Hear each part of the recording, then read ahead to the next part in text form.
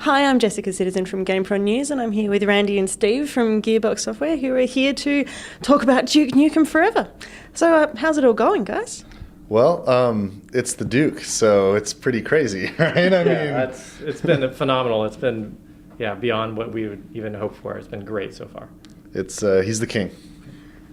We've finally got a chance to get our hands on the game here, which is something that many of us never thought would happen. And no, they're not going to believe you. They're not going to believe you. This is true. It's like Bigfoot or something, or like the Loch Ness Monster. Exactly. You So can't believe it yourself until you've actually that's right. You got to shake hands with the man. But I mean, that raises an interesting point. Everyone is so excited about this and so eagerly anticipating. But we're starting to hear that there are some people who are a little bit concerned about the upcoming release. There's a couple of main concerns people are having. One of them is, are you going to be able to live up to the hype? Yeah, I don't know. What I think about it is like, think about the things that take a long time, right? You think about your, say, Titanic or Avatar. Like the movies Cameron made, right? Like when those came out and you delivered. Nobody talks about how long that stuff took anymore, right? And then you think about like, Waterworld, for example, though, like that took a long time too. Everybody remembers that now, though. Like, I think what happens is people care about how long it takes until they get it. Once they get it, if it's good, that's all that matters. That's a good point. Yeah. We'll see what happens. Yeah. The other major concern, I mean, particularly we're in Australia and we have some fairly sensitive censorship laws down here. Are you guys concerned that it might not be able to come out down here?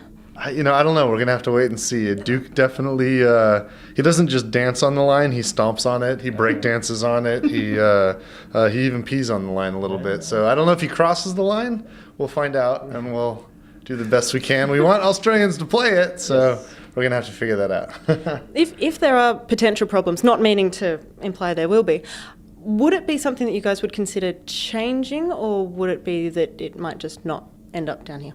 We'll have to cross that bridge when we see it. I don't know. I can't imagine us being like, oh, well, screw it. They just can't play. I can't imagine. Like, we're going to do everything we can to get the game into Australians' hands. Yeah. Censorship, that sucks though. No, that's we'll cross that bridge. Yeah, we'll figure it out. Yeah. So I mean, I hear Duke was actually your first game when you started working in the industry. Yeah. So do you feel like you're back home? It's wild. I mean, it was my first professional job as a game maker was working on Duke 3D, and it does feel kind of full circle for me. It's pretty wild. It's been like 15 years since I spent time with the Duke myself, so it's cool to hang out with the man. He's wild, It's he likes to party. And we hear that you are pretty much responsible for the game being resurrected, for rising from the ashes. We have you to either blame or thank, depending on your interpretation. Well, I appreciate that. The fact is there's a lot of people that have a lot of passion about this game and the guys that created it. And it's because of their commitment and their unwillingness to let Duke die that we're able to play this game. And I'm happy that I've been able to play a part. And I'm just excited that we finally get to play Duke Nukem Forever. One thing, everybody who played the original games loved the multiplayer, particularly in 3D. How are you intending on implementing that into Duke Nukem Forever? Is that something you can talk about at this stage? Well, yeah, I mean, a little bit. I mean, I don't like making promises about this game because we've had so many promises over the years that have been broken.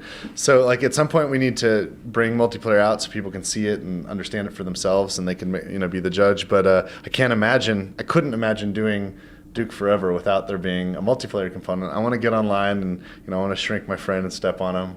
I want to free Steve and break him into little bits of ice cubes and all that kind of stuff that we remember from Duke 3D. And I also want to have some new online experiences.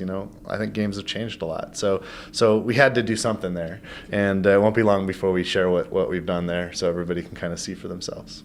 I mean, games have changed a lot in the 12, 13 years since it was announced. So is Duke relevant? What do you think? Is it relevant? Is Duke Nukem as a character? And is Duke's world relevant to the world that we live in today? Are people still going to be able to identify with him as much as they ever were? It seems like the perfect time. Like if you imagine how the world and the industry has changed, right? back when he came out, he was kind of a amalgamation of your big action heroes, right? And if you think about what's happened since then, you think about the protagonists. You're talking about the pussification of our heroes. I was going to be nicer about it. We're on GamePron. I think we can. Yes. I think we can take some liberties.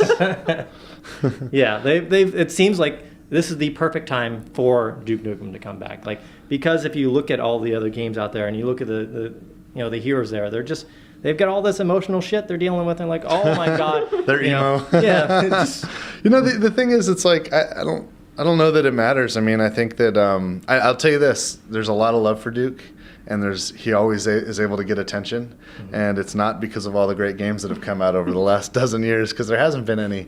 It's the fans that have kept Duke alive more than anybody else. It's our love for this character and how fascinating and interesting he is.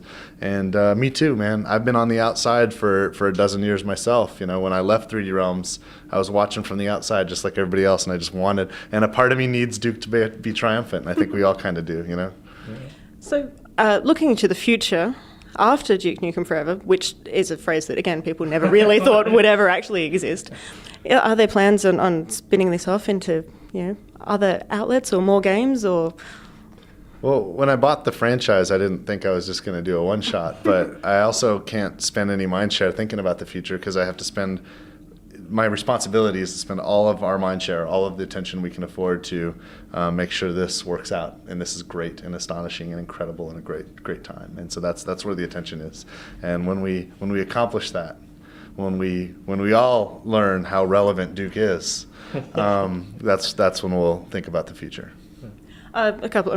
One other thing that people are concerned about: how long is the game going to be? We've been waiting for this for a while. So how much time are we actually going to get to spend with Duke? How long was it for you when you played through it? I would say it depends on how long you spend like drawing penises on the whiteboards. Think about, say, imagine Call of Duty. Maybe 3 of those, a little more than that. It's pretty big. It's a pretty big game. Yeah. It's you're going to have a long, wonderful time with the Duke. But when it's over, you'll feel like, damn, I want more. It's just how good the Duke is. Yes. And Steve, you've come from a journalistic background, so how are you feeling finding game development as compared to journalistic stuff? It is bizarre. It is freaky beyond. I've known George because I live in the same town, right? So to be like the day that we were working on the press release, right? And I'm calling George up and say, hey, George, so I'm working on announcing your game right now. We need a press release and we need a quote. Like, that just... I was like, well, what in the world? You saw the fourth dimension. I was like, this doesn't make any sense to me at all. Like, the universe turned inside out. You don't imagine that situation to ever happen in your life. Like, I remember spending years watching this whole thing unfold and what I was doing. I was like, there was no universe I could imagine where this is where it ends up. Like, this is not anything I thought could happen. And I don't know how to put it into words except, like, what the fuck. Those are good words for this. It's a good words for the situation. WTF. Yes. Yeah, that's right. I think it sums everything up pretty well, really. And on that note, thank you guys very much for your time. Totally happy to be here. Thank you for having us.